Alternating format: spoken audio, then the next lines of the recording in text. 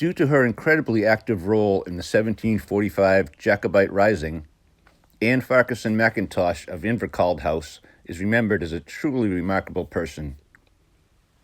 Taking a stand and not moving from it, no matter what, I think would be an appropriate characterization, although a woman held in the obvious high regard in which she is cannot be defined briefly by any means. Her husband, the McIntosh chief, took a commission as captain of one of the 3 royal regiments commanded by Lord Loudon. Having been captured by the Jacobites, he was out of commission near the close of the conflict. Lady Anne, however, determined to raise a large body of the Hatton clans in support of the prince and the House of Stuart, and did so quite successfully, stirring the emotions necessary to unify a Highland force, enabling it to move forward with a common goal. Her orders concerning military matters were followed by the men sworn to do so, period.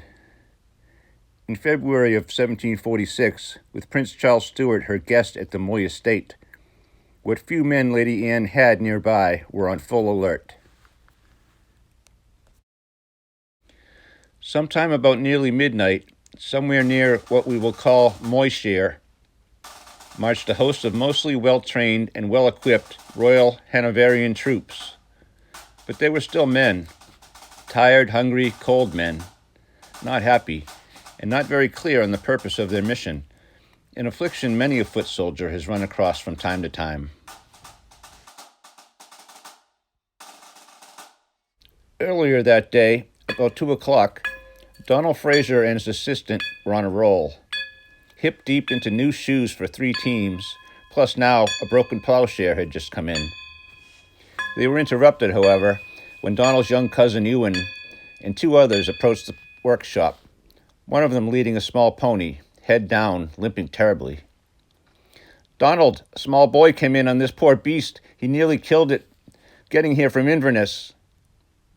He was nearly dead himself, the poor lad. He said he was from Captain McIntosh's own mother's household. She sent him, personal." "What's it about, then?" said Fraser, taking the pony's lead rope. "We need to get our muskets and ball, powder, our blades and such. The boy brought word to the lady half an army is setting up for a hike in our direction. Lord Loudon is making for us. She has ordered we take 5 men, only 5, to lay for them and cause such a racket and such a consternation that the devil himself will turn tail." Donald immediately looked sidelong toward his solid 19-year-old nephew and apprentice, Daniel Shaw, standing at the forge, his face ablaze with a fiery glow as he listened, his green eyes laser-locked on Ewan's throughout the entire grim discourse. He nodded in a rapid motion, never turning to face his master. "Oh, and Donald, she says you're to lead us." Ringing hammers drop. Orange embers begin to dim.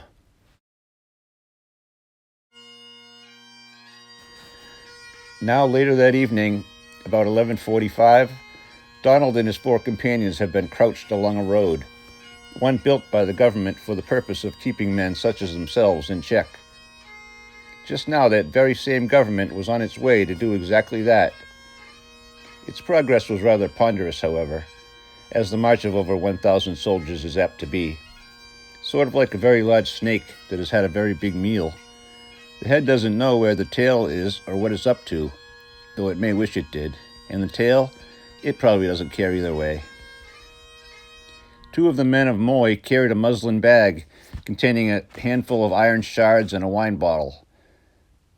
Together with pistols, muskets, and dirks, the stage was mostly set, but with the vast majority of the actors yet unaware of the role they would soon play.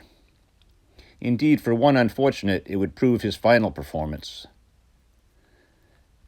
As the little Jacobite patrol sat, mostly in silence, thoughts of family and what havoc this approaching force could easily cause flowed through them. Now an ever so slight scraping, or perhaps it was a brushing sound, came softly, just enough to tickle the little reddish hairs about Donald's half-frozen ears, which was surprising considering all that incessant hammering for the last 30 years.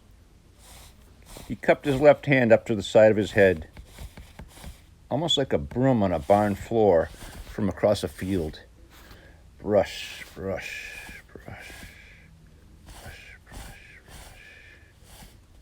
Steady, though, and a bit louder now, ever increasing. Donald addressed his little patrol in attempted whispers. Guys, just before we start with all the racket, I will shout and yell out some orders and such, as if we were a big lot out here. You two get across there now, hard by them peat stacks, and take this bag with you. We three'll spread out over here. Stay ready. When you hear me fire a shot, join in and cause a din, and don't stop till I call out. Let's really put a scare into 'em. Donald waited until the column's head was about 100 yards from his little merry band of noisemakers. Monroe, take your men across now. Come on, boys. Fraser's with me. You men there, move forward now.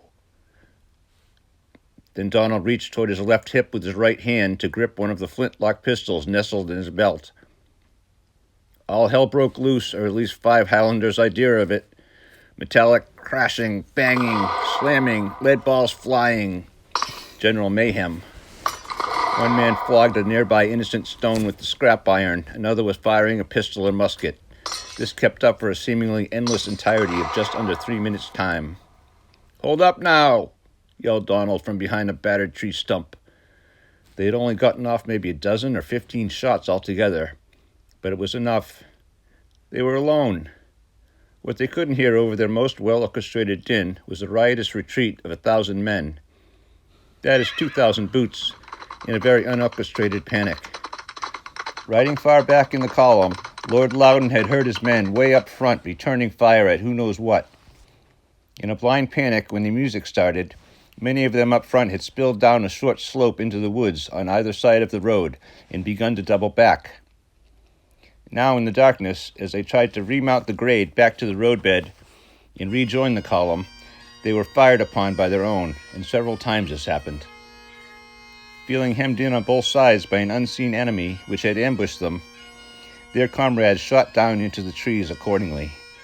There was only one life lost, however. A McLeod piper blew his last lament under that waning moon, falling to 3 of his fellows' knee-jerk rifle shots.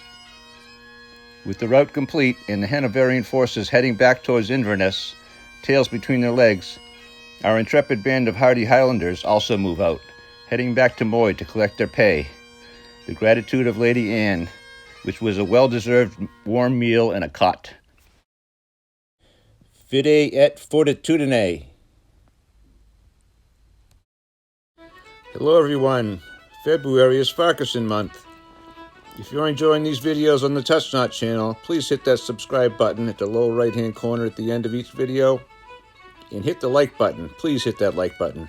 Thank you everyone. Touch Not.